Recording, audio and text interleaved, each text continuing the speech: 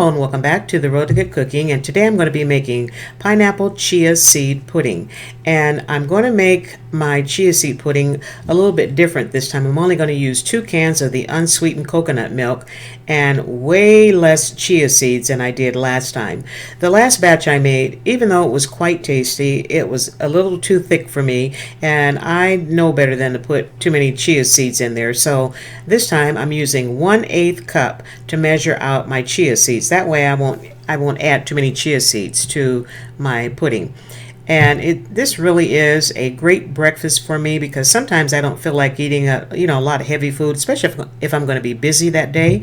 And I can make me a bowl of this chia seed, and you'll see at the end here that I just loaded it up with a lot more fruit and made myself a cup of coffee, and it was quite filling for me. As a matter of fact, it held my appetite all the way to about 2 or 3 o'clock in the afternoon. So I'm okay with that. And this is a great recipe, so give it a try. And each time I make chia seed pudding, I make it differently, as you can tell from my videos. The flavor possibilities are endless.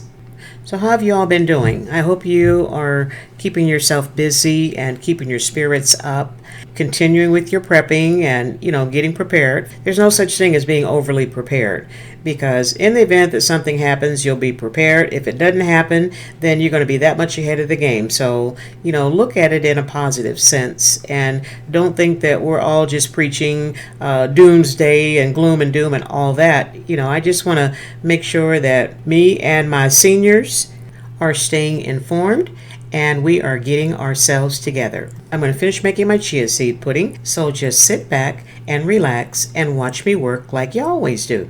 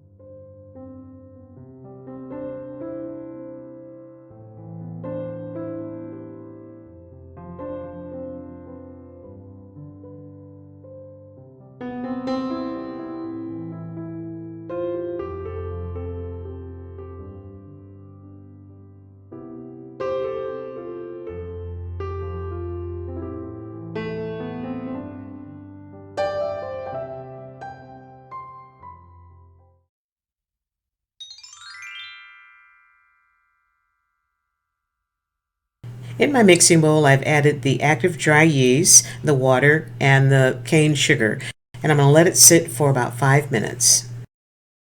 Here I'm going to be adding my dry ingredients a little bit at a time, and here's the recipe. And I stated in the recipe that you can use sugar or honey, whatever your preference happens to be. And for this time I'm using cane sugar, and sometimes I make it with honey.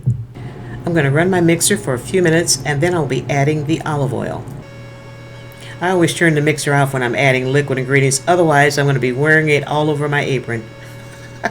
Yes, I've had that happen before. I'm going to let my mixer run for about 8 or 9 minutes, and after that I'm going to take the dough out and put it into a floured bowl and cover it up and let it rest for about 45 minutes. And about halfway through the mixing time, I'm going to stop it and just double check my dough to make sure that it's getting completely hydrated, which it is. So I'm going to let it keep rolling. My yeast rested for the allotted period of time, and I'm going to cut it in half and make 2 equal pieces, and the 2 equal pieces I'll be cutting those into 6 pieces each. And I have my trusty little scale here so I can weigh everything out.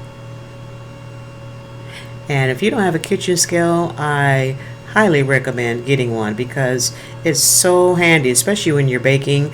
And you know, some of these baking recipes are precise, the measurements are precise, and you know, it's good to be able to weigh out your ingredients so you can, you know, follow the recipe.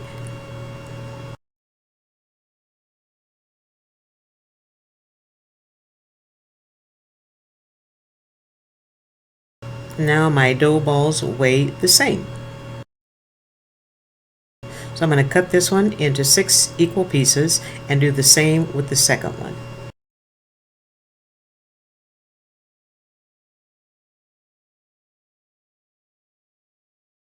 And yes, I weigh them all out because I'm anal like that and I want all my pizza crusts to be the same.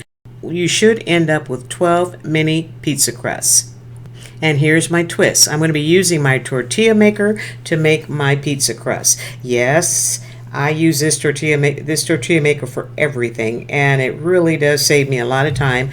I'm using the same little pieces of parchment paper, and I'm going to flatten out my dough balls just like you see here, and that way when I press it, I can get it pretty much even.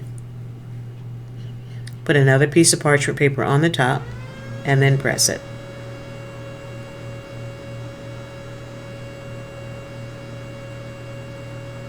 And you know, my thought is if you're going to have, you know, I have kitchen gadgets in my kitchen and I use them. They're for one specific thing, but I've found a way, you know, I found that I could use my tortilla press. I can use it not only to make tortillas, but I can use it to make my pie crust and my pizza crust. And I put this baby to work every time. And here I'm centering it back into the center of the parchment paper. I'm going to press it a couple of more times.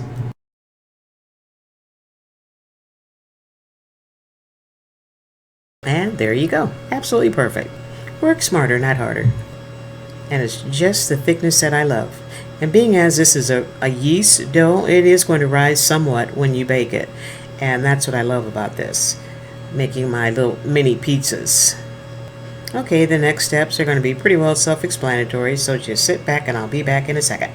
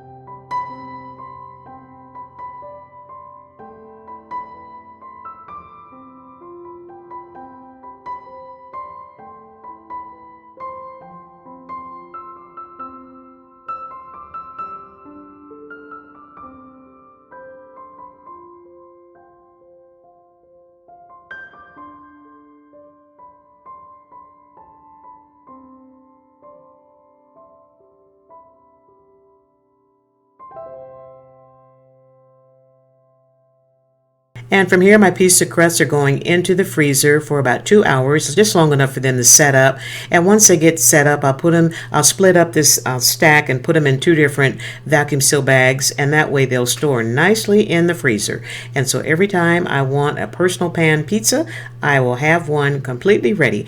And Sophie's little personal pan pizza, I will slather hers with some coconut oil and lots of vegetables and some cheese, and she absolutely loves her personal pan pizzas.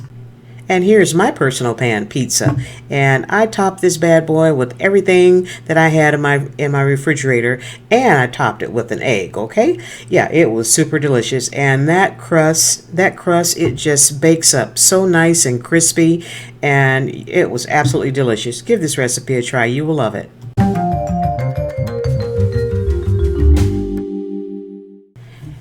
Every month when I go grocery shopping, I always buy me 2 quarts of heavy cream, and I make my butter.